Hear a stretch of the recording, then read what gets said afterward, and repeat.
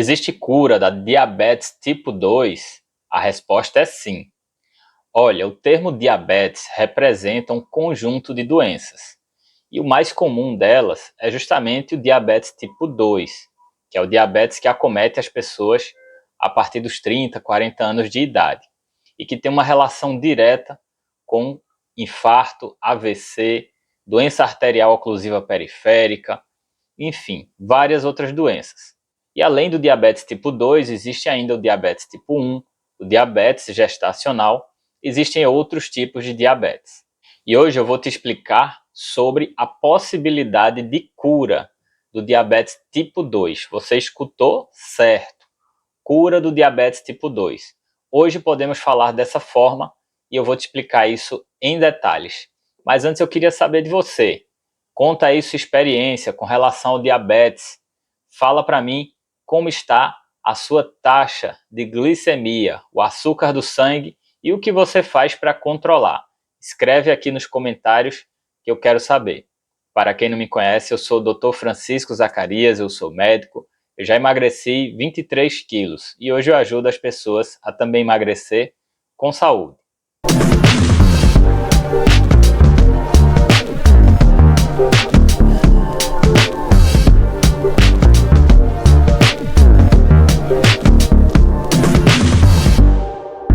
O diabetes tipo 2 realmente é o mais comum que existe.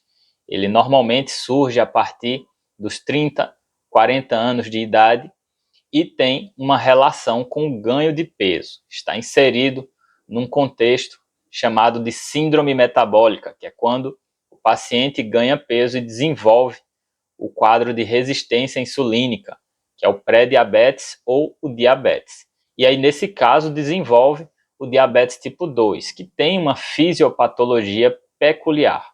Fisiopatologia é a forma como a doença age no nosso corpo.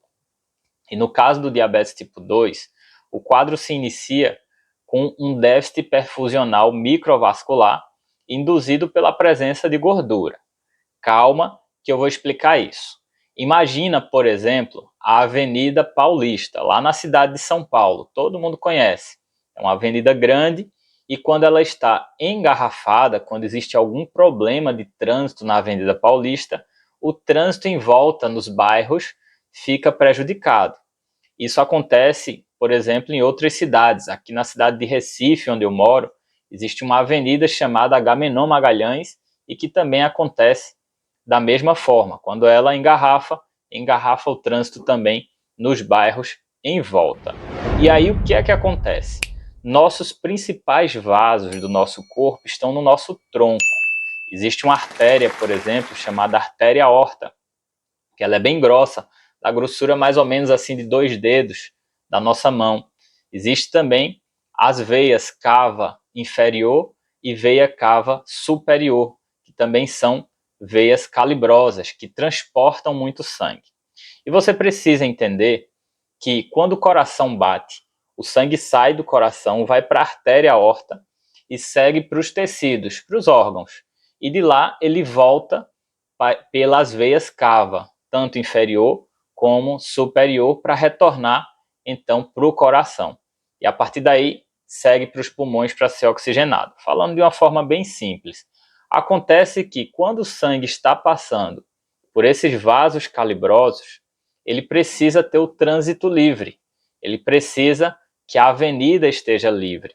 E acontece que algumas pessoas que desenvolvem um quadro de obesidade, principalmente a obesidade central, que é o acúmulo de gordura aqui na barriga, aquela barriga alta, ou estômago alto da menopausa, barriga do chope. Quem desenvolve esse tipo de gordura abdominal começa a apertar os espaços no tronco, na região por onde passam esses vasos sanguíneos grandes. E principalmente as veias, que são vasos mais delicados, eles começam a ter dificuldade pela passagem do sangue, que é o que a gente chama de déficit de retorno venoso. Então, quando você tem obesidade, nesse tipo de obesidade, o sangue começa a ter dificuldade para passar e aí começa a engarrafar a circulação de um modo geral. E dessa forma provoca um quadro chamado de má perfusão microvascular, que é o sangue não passando adequadamente por todos os pontos, por todos os tecidos, por todos os órgãos, e dessa forma gera um quadro de inflamação por uma outra alteração chamada isquemia microvascular. Isso é bem complexo, mas é importante que você entenda, porque você vai compreender de uma vez por todas a necessidade de você acabar com essa barriga, a barriga alta da menopausa, a barriguinha do chope. E aí, havendo esse déficit microvascular, o sangue não está chegando adequadamente, a insulina que foi produzida lá pelo pâncreas e que veio pela artéria aorta e que chegou aos tecidos, ela não consegue adequadamente se posicionar lá nas células para fazer o seu efeito. E aí existe uma alteração chamada shunt artério-venoso, que é quando a insulina vai passar direto da artéria para a veia sem passar pelos tecidos. E aí ela não funciona porque ela não consegue chegar nas células. E aí existe o quadro de resistência insulínica. Quem tem a resistência insulínica não necessariamente tem o diabetes tipo 2. Pode ter o pré-diabetes, que é um quadro que antecede ao diabetes tipo 2 por uma questão meramente conceitual, de números de hiperglicemia, ou seja, de aumento do açúcar no sangue. Mas a fisiopatologia já está acontecendo. Ou seja, as pessoas que têm o pré-diabetes já estão com esse mecanismo atuando, levando à resistência insulínica. Acontece que o pâncreas vai responder quando ele não consegue ter o efeito adequado da sua insulina, produzindo mais insulina. E essa produção adicional de insulina faz um efeito na glicemia e o pâncreas acha que está tudo ok porque a glicemia baixa. Entretanto, se o paciente continua com esse mecanismo ativo de resistência insulínica, chega uma hora que o pâncreas não consegue mais produzir uma quantidade elevada de insulina o suficiente, e aí o paciente passa a necessitar de insulina exógena, que é a insulina aplicada. E aí é o diabetes tipo 2 insulino requerente, que já é um diabetes mais grave. Acontece que o diabetes, por esse quadro de má perfusão tecidual, provoca também uma fragilidade do endotélio vascular, que é a parte de dentro dos vasos sanguíneos, tem uma camada de células chamada endotélio, que é muito importante para a perfusão microvascular, e diante dessa fragilidade microvascular, associado também a essa má perfusão crônica, existem todos os danos que o diabetes provoca nos órgãos, como, por exemplo, demência, insuficiência cardíaca, doença renal crônica, enfim, vários outros problemas de saúde que o paciente que tem diabetes pode desenvolver. E é importante que você entenda tudo isso, porque agora eu vou te falar como você reverte essa situação, qual é o caminho, como você consegue se curar do diabetes. E aqui eu estou falando de você controlar completamente a doença e se livrar das medicações. É cura, não é pegadinha, é coisa certa. Então, presta bem atenção, porque eu vou te explicar isso agora. E aproveite e encaminhe esse vídeo para as pessoas que você ama, para os seus amigos, para os seus familiares, porque todo mundo precisa ter acesso a essas informações. Então, pega um papel e um lápis aí para anotar a parte mais importante desse vídeo.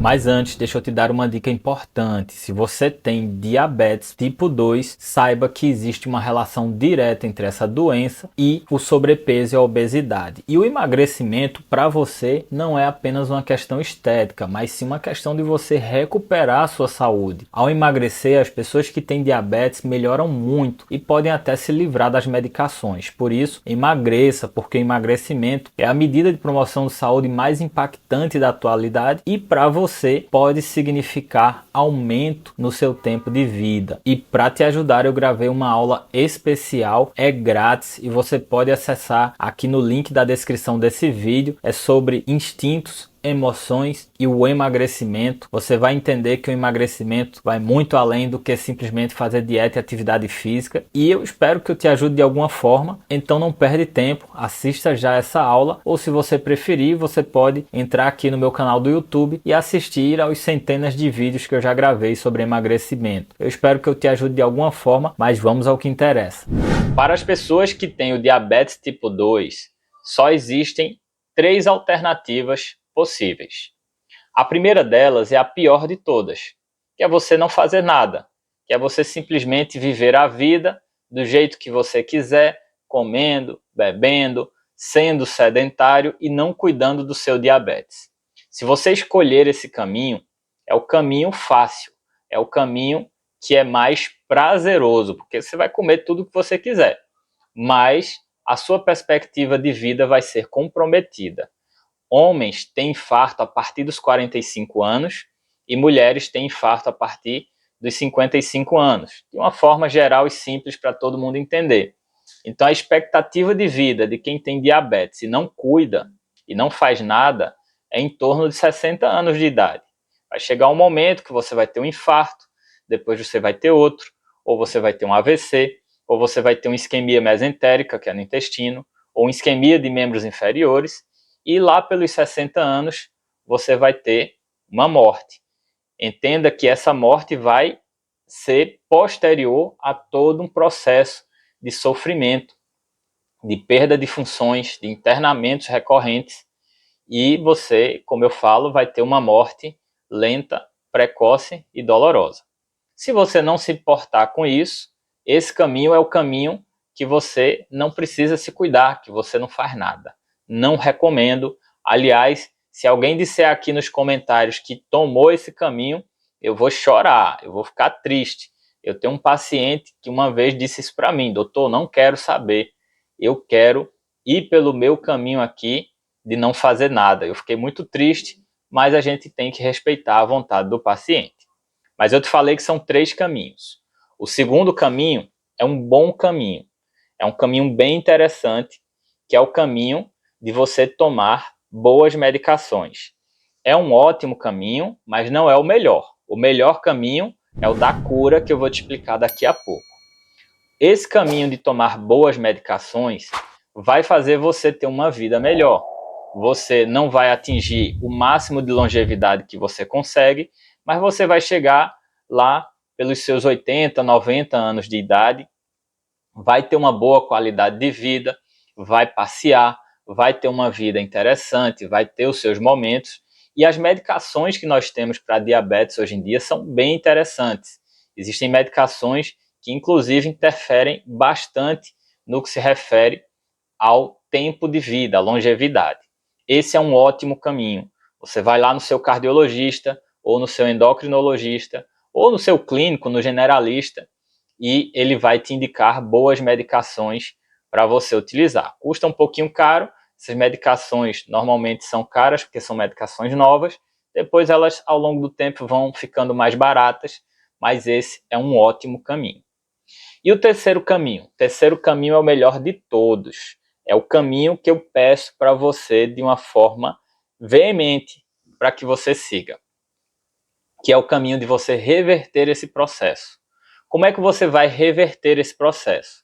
De uma forma bem simples, é emagrecendo até você queimar completamente a barriga alta, o estômago alto da menopausa ou a barriga do chope.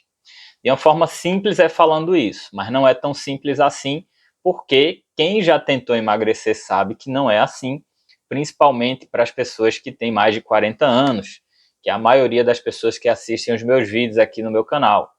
Então existe um processo que você tem que fazer. É um processo que é trabalhoso, é um processo que tem um pouco de complexidade que você tem que entender, mas quando você entende como funciona o jogo, você consegue jogar o jogo de uma forma tranquila. Eu emagreci bastante a partir dos meus 39 anos, quando eu tomei minha decisão. E eu estava ficando com a pressão alta, não estava hipertenso ainda, mas já estava o pré-hipertenso, como se fala, e estava pré-diabético. Então, eu decidi, tomei minha decisão de emagrecer e consegui reverter absolutamente tudo. Inclusive, eu tinha também uma doença chamada esteatohepatite não alcoólica, que também se relaciona com a obesidade. Meu IMC era 33 e eu consegui reverter. E quando eu emagreci, principalmente agora nessa fase final do emagrecimento, eu consegui entender um outro ponto, que eu já sabia que existia, mas não tinha sentido na pele ainda. Que o emagrecimento tem a ver com a cabeça. O emagrecimento vem daqui, ó. Você tem que mudar a sua cabeça. E como é que você muda a sua cabeça? Você tem que desenvolver uma mente forte. Você tem que ter autoconhecimento, autocontrole, automotivação e também espiritualidade para você encarar os desafios. E é por isso que eu tenho uma técnica de emagrecimento que eu vou te explicar rápido agora e que vai te ajudar se você seguir dessa forma. É um passo a passo, são 4 passos. O primeiro é você entender o seu comportamento e aprender a controlá-lo. É o que eu chamo de comportamento orexígeno. Então, existem pessoas que engordam porque comem doces. Existem pessoas que engordam porque beliscam. Outras pessoas comem muito nas refeições. E existem aquelas que descontam suas frustrações, suas emoções na comida. Então, são 4 perfis que você tem que se reconhecer entre um desses 4 perfis. O meu, por exemplo, é o perfil comilão, que é a pessoa que come muito nas refeições. Mas eu tenho um pouco de perfil beliscador, um pouco também de perfil formiga, ou seja, todo mundo tem um pouco de cada, mas existe um perfil que é o perfil prioritário. E aí você vai aprender a controlar o seu perfil. Existem várias maneiras de você controlar. Existe, por exemplo, a possibilidade de você se policiar, só prestar atenção no que você está fazendo, isso já ajuda muito. Existe também a possibilidade de você utilizar medidas não medicamentosas de controle da ansiedade, porque isso tudo tem a ver com a ansiedade. Como, por exemplo, uma caminhada ou você tomar um chá. O chá de hortelã mudou minha vida para melhor, foi uma coisa fantástica. Todos os dias eu tomo atualmente. Ou você pode também aprender a controlar de outras formas, simplesmente trocando refeições, por exemplo, por lanchinhos, no ato de você beliscar, e você fica beliscando o tempo todo, e aí você troca suas refeições pelos beliscos. Só que aí o belisco não pode ser de carboidrato, existe a técnica alimentar por trás que você tem que colocar. Mas é possível você aprender a controlar o seu comportamento. E esse é o seu primeiro passo. Se você não fizer isso, você não faz uma dieta. O segundo passo é você desenvolver sua própria estratégia alimentar. É você aprender sobre os alimentos e você comer de forma correta. Não significa que você vai comer frango com alface todos os dias. Você pode comer um hambúrguer artesanal, por exemplo. Dependendo do que você coloca no hambúrguer, ele fica muito saudável. Você pode comer, por exemplo, macarrão com carne, né? Você pode comer pão, se você quiser, desde que você coloque, por exemplo, 2 ovos. Então, você tem que entender sobre os alimentos para você fazer sua própria estratégia alimentar. Isso é muito importante. Tem que aprender a comer direito. É tão importante quanto aprender a ganhar dinheiro. A gente é treinado quando é criança para aprender a ganhar dinheiro. Na adolescência, principalmente, você tem que ter uma profissão para você ganhar o seu dinheiro, ter seu emprego, aprender a empreender, enfim, faz um monte de coisa aí para você ganhar dinheiro, mas tem que aprender também sobre os alimentos, que é muito importante. Existe o terceiro passo, que é ganhar músculos. Os músculos têm um papel fundamental no que se refere à microcirculação, que eu expliquei lá atrás no início desse vídeo. O que é que acontece? Quando o coração bombeia sangue, ele vai jogar sangue na artéria, artéria aorta, falando da circulação sistêmica, né, de todos os órgãos. Depois o sangue vai passar pelos órgãos e quando ele está voltando, ele vem com baixa pressão. O sangue da artéria, que é o sangue que foi bombeado pelo coração, ele está com alta pressão. O sangue da veia, ele é de baixa pressão. E esse sangue de baixa pressão necessita da contração muscular para que o sangue retorne. Então, quando você tem pouco músculo, você vai ganhando idade, né, e vai perdendo sua musculatura. A partir dos 30 anos, você vem perdendo sua musculatura e você tem pouco músculo, você vai ter uma condição circulatória pior. Existem pacientes idosos, por exemplo, que têm edema de membros inferiores, que é o que se chama de insuficiência venosa. Então, se você tem pouco músculo, você vai ter uma tendência de ter déficit circulatório. E aí gera todo aquele processo de inflamação, de isquemia, de resistência insulínica. Está relacionado, por exemplo, com doenças crônicas, como é o caso do Alzheimer e do câncer, porque são doenças relacionadas ao sistema imunológico, a ativação do sistema imunológico. É tema para outro vídeo, mas é importante que você saiba que ao ganhar músculo de forma saudável, sem usar anabolizantes, obviamente, você vai aumentar o seu tempo de vida, porque além de ser interessante para a sua autonomia, como eu já falei em vários vídeos aqui do meu canal, vai ser importante para a microcirculação. A sua circulação vai ser favorecida quando você ganha músculos. Isso é muito importante na prevenção de doenças. Acontece que ganhar músculo é igual a ganhar dinheiro. Eu sempre faço essa comparação com dinheiro. Por quê? Porque é ótimo você ter muito músculo, como é ótimo você ter muito dinheiro. Mas ganhar músculos dá trabalho e demora. Da mesma forma como é o caso de ganhar dinheiro. Então você tem que ir lá cumprir o seu trabalho, você tem que ir lá fazer os exercícios, você tem que fazer uma alimentação direcionada para o ganho de massa muscular e você vai precisar de pelo menos de 1 a 3 anos para você desenvolver uma boa carga muscular. Eu, por exemplo, tenho mais ou menos 1 ano que eu fiz musculação de treino. Ó, eu tenho uma boa carga muscular, tá vendo aqui? Mas ainda pode melhorar. Então você pode também fazer isso, não importa a sua idade, quanto mais cedo você começar, melhor. Mas mesmo que você tenha 70, 80 anos, meu pai começou a fazer pilates aos 81, 82 anos de idade. E ele está muito feliz. Minha mãe começou lá pelos 79, 80 anos de idade também, começou a fazer pilates. O pilates é um exercício de resistência que favorece o ganho de massa muscular. É fundamental que você ganhe músculos. E o quarto passo é você manter a motivação através de gatilhos, que é justamente para você não desistir desse processo, que é um processo duro. Por que você não para de trabalhar? Porque tem que pagar a conta, tem que criar os filhos, tem que comprar aquele pacote de viagem, trocar de carro. Então isso são gatilhos que você tem para você não parar de trabalhar. Mas esses gatilhos não existem quando o assunto é emagrecimento, cuidar da saúde, prevenção de doenças. E aí você tem que criar esses gatilhos no seu dia a dia.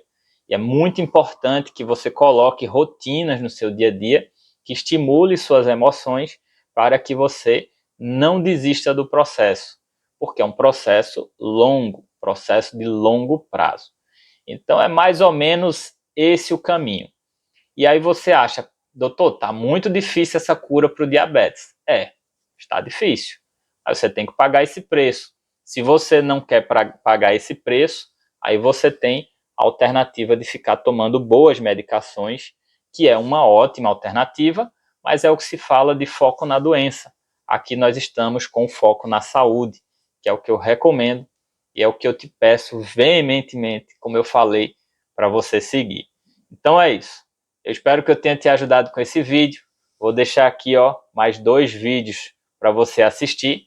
E se você está acima do peso, e principalmente se você tem diabetes, então emagreça, porque o emagrecimento é a medida de promoção de saúde mais impactante da atualidade.